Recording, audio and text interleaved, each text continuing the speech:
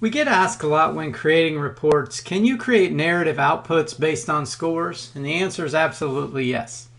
The narrative map widget is what facilitates this action.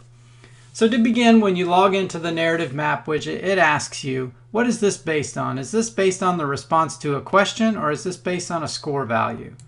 Let's say we're going to base it on a score value, and we'll call it percentage correct. We can then set up ranges for text outputs. I'll set up 3 just to make things easy. So let's say if your percentage is between 0 and 0.3. Now we're going to say, we are sorry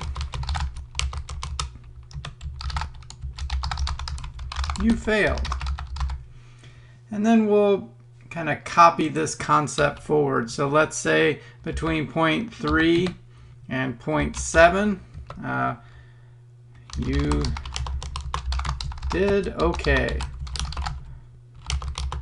Please try to study more information on this topic. And let's say from 0.7 to 1, awesome. You scored really well.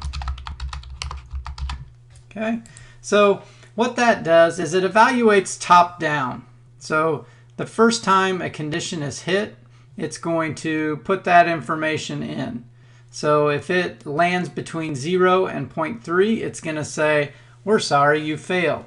So on 0.3, it's only going to hit this top condition, but I want to overlap my ranges so I don't have a 0.300007 and make this 0.4 and there's no condition that's hit.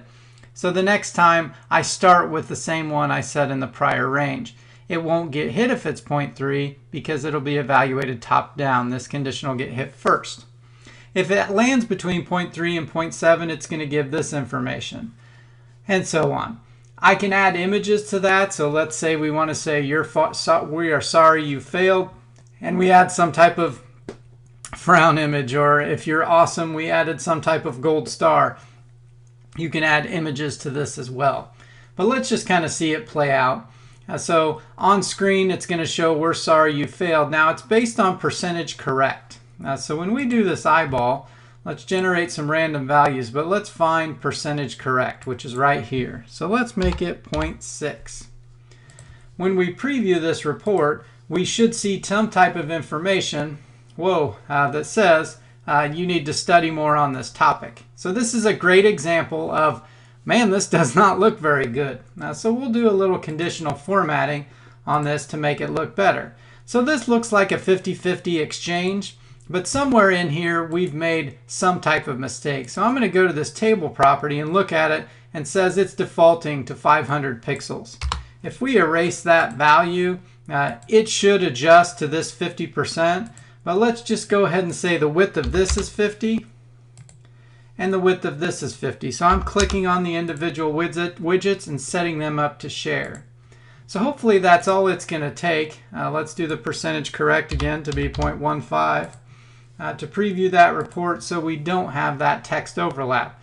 As you see, it's now spacing out 50-50. Maybe I still don't like the way this looks, so I can go in and adjust the size of that table. Now, so let's go ahead and go back to this to think about our widget here. Some of the options we have on the narrative map are the same as we see on a lot of other things. We can put borders and colors and things like that around it. I'm going to edit it one more time, and notice that we have a rich text editor. So if you don't like the way this font looks, go ahead and change it. Change your font. I'm going to use a Century Gothic 18 to match the other fonts that I've used in the report. So you can go in and make these edits to make your information look exactly the way you want it to. So I'm just going to click Finish. You can see that it's changed. I probably want to go back in and edit all of them so that they're all displaying in the format that I want, but I can do that really at any time.